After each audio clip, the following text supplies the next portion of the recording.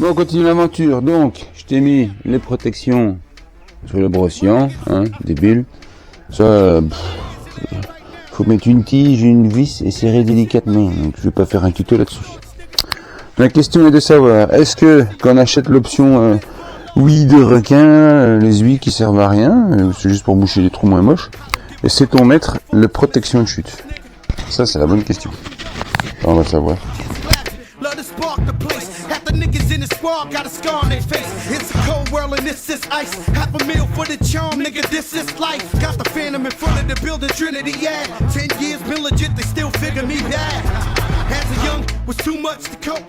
Bon, j'ai des molosses ici, qui à mon avis c'est lui, parce que lui ça correspond pas du tout.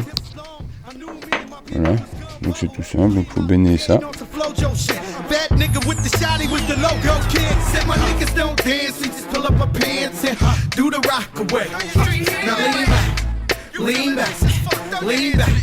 Lean back, come on. I said my niggas don't dance, we just pull up our pants and do the rock away. Now lean back. Lean back. Oh, tu tues. C'est pas serré fort. Je râle.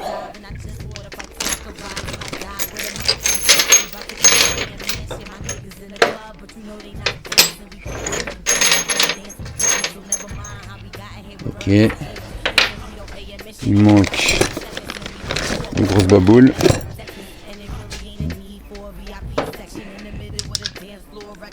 Ouais, ça me parle bien. Parce que dans l'autre sens ça peut pas, donc ça peut que ça. D'accord. Il y a des joints de caoutchouc. 2.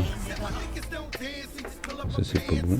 Je vois pas pourquoi. Ah, ici.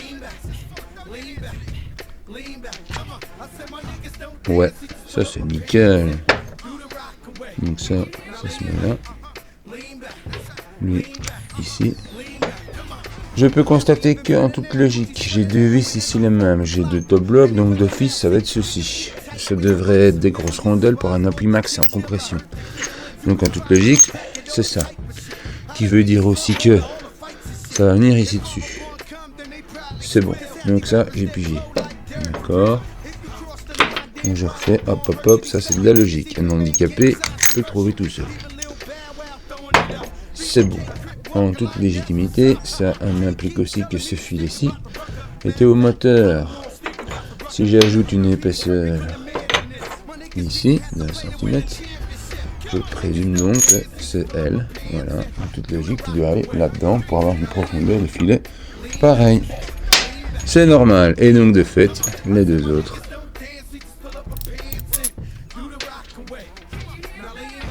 Ici. Hop. Yeah. Can you hear me? Bronx, BX Burrow, Terror Squad.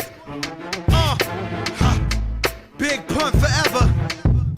Tone Montana forever. Yeah.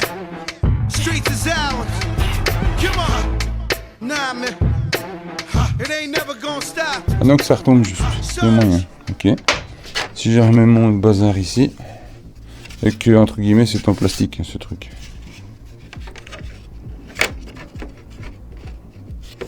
Voilà.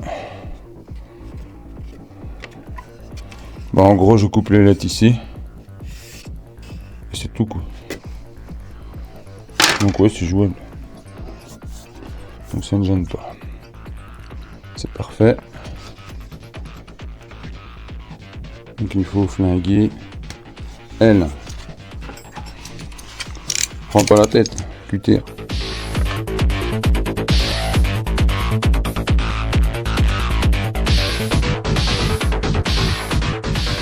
Voilà. En gros, on sait encore la remettre. Voilà. C'est bon. Bah, on peut faire l'autre côté. L'autre côté, on va enlever aussi ce truc de requin.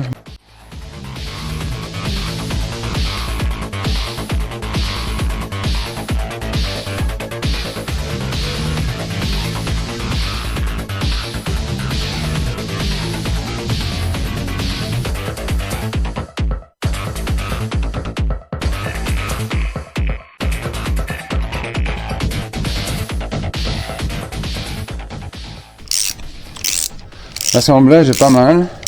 Les vis sont bonnes. Par contre, moi j'aime pas, mais c'est un peu comme ça chez KTM et chez Aprilia.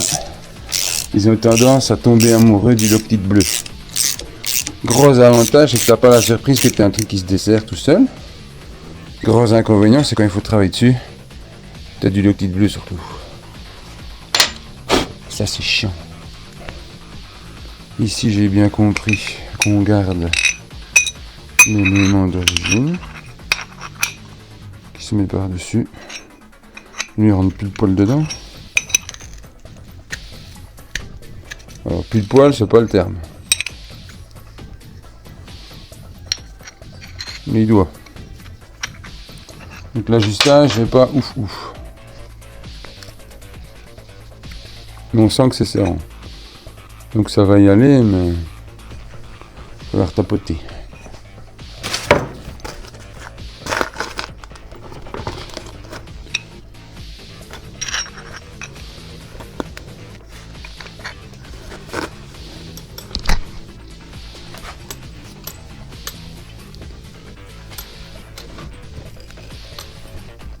Voilà, à l'étau ça rentre tout seul.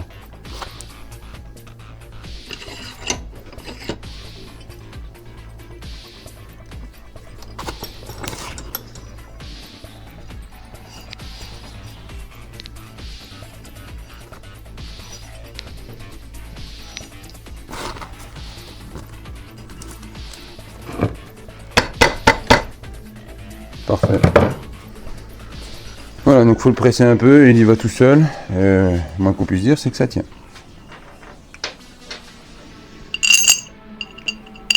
Voilà.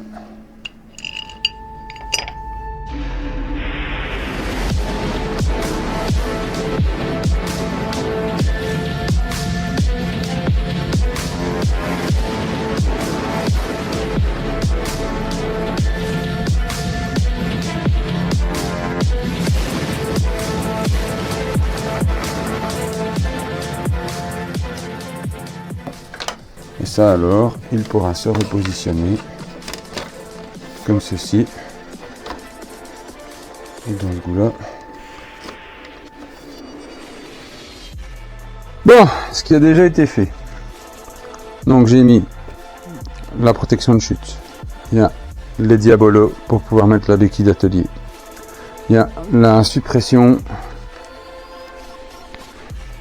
du passage du porte-plaque, pardon.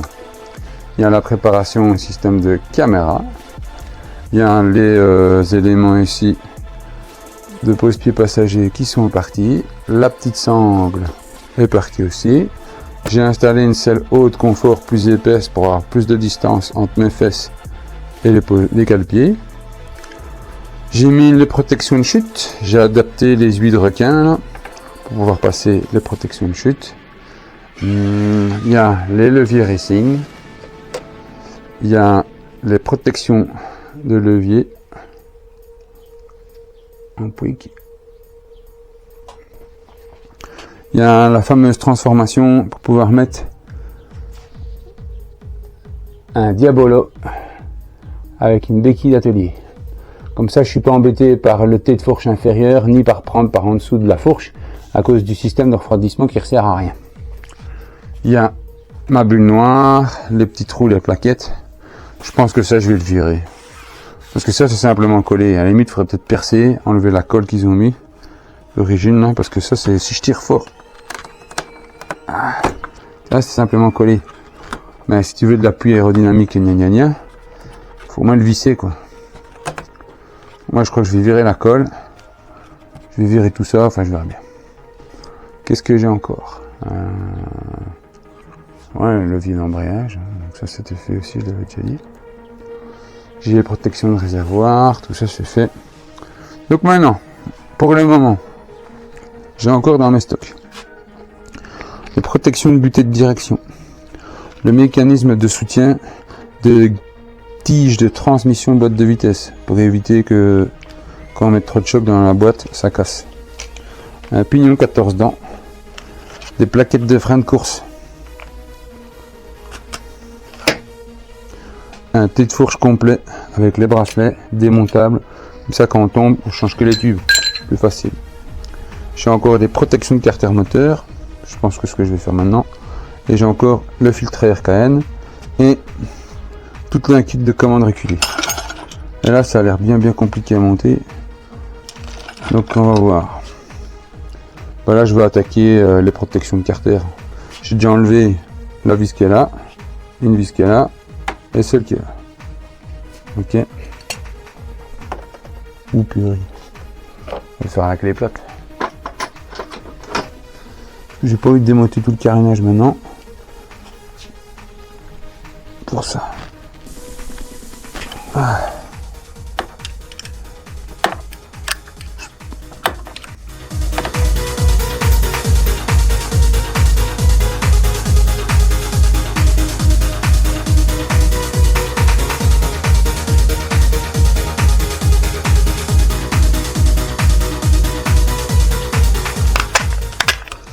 Coupe de serrage 10 Newton, comme toujours dans toutes les vis de ce genre.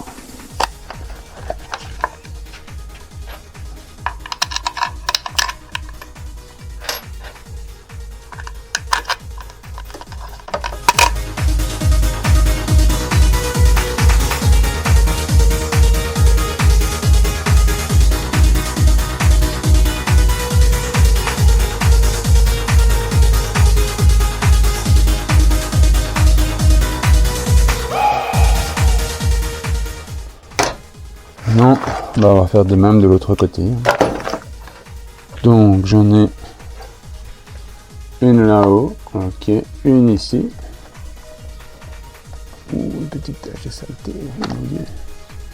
Ok, donc j'ai une vis là, une vis là-haut, et les deux là. Ok, celle-là, c'est pas un problème du tout.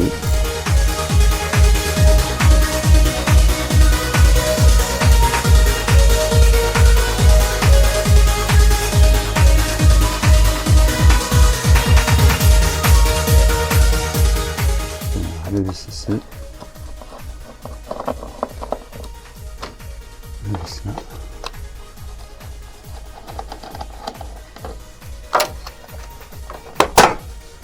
Ah bah j'ai bien fait. Il y a des vis cachées là.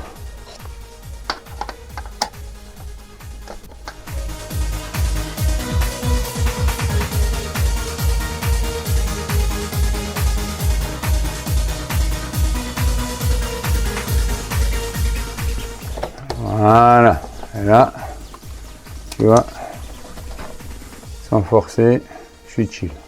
Pour accéder à ma vis là.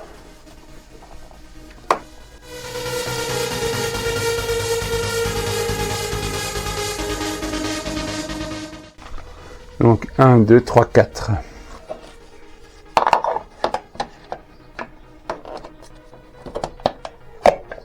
Tac. Voilà, juste là, j'ai nickel.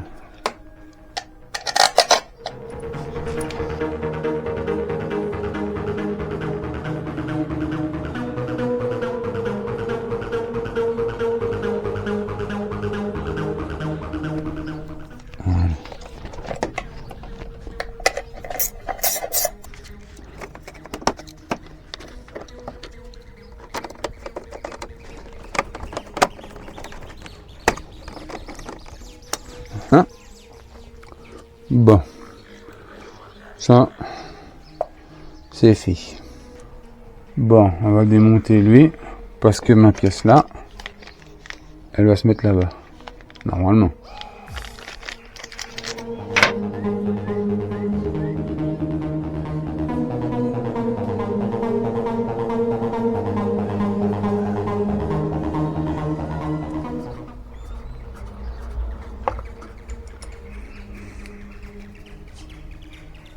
Mais tu le petit surtout. Voilà. Donc lui, on va le laisser pendre délicatement. On peut même lâcher la ligature KTM, parce que ça c'est typiquement KTM et Ducati. Voilà, on va laisser pendouiller ça. Ça, on peut le béner. Voilà. Donc il se met sur le capteur de position. Mais punaise, mais les gars, il y a des moyens de faire un peu plus compliqué encore.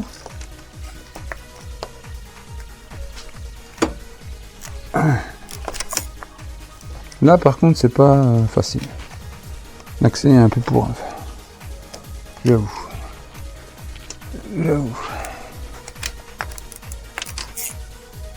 Oups. Ah.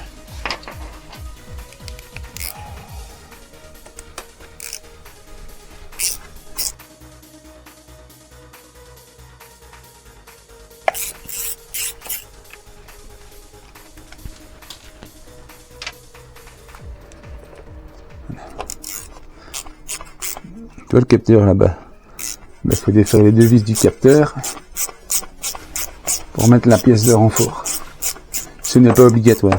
Je le précise bien, ce n'est pas obligatoire. Mais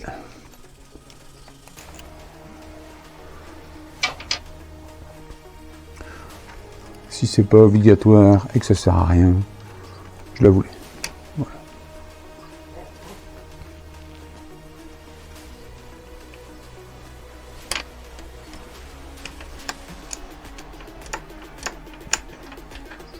On va mettre un petit peu de graisse quand même. Ou bisulfure de molybdène.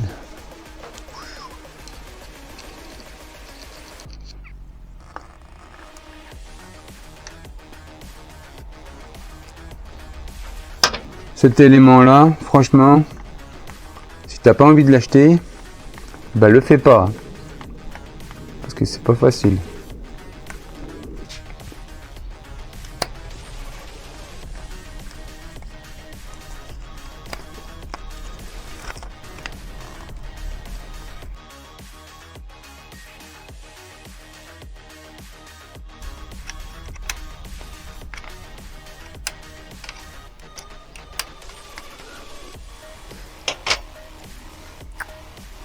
Ok, avant même de remonter tout nickel, je te conseille c'est de le réclamer,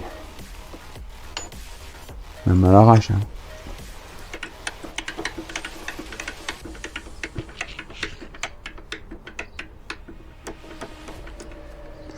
Cool. Cool. Bon, on va repasser tout ce petit beau monde devant. Voici. Et voilà. Là, on peut replacer la vis supérieure. Et j'ai les mains toutes noires. Je n'aime pas avoir les mains.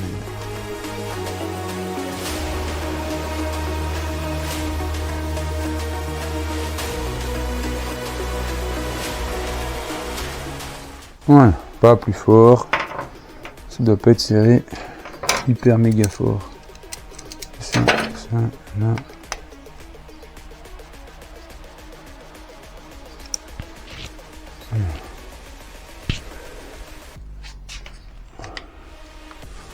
Et ça aurait été encore plus malin s'ils avaient pété la pièce en plastique là.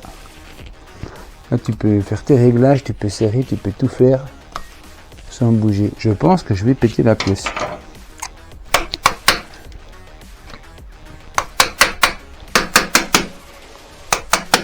Et voilà. Et là maintenant, tu peux serrer plus fort, moins fort. Parfait. C'est nickel. Et voilà. Je vais laisser comme ça et la suite, ça va être les commandes reculées. C'est pour plus tard.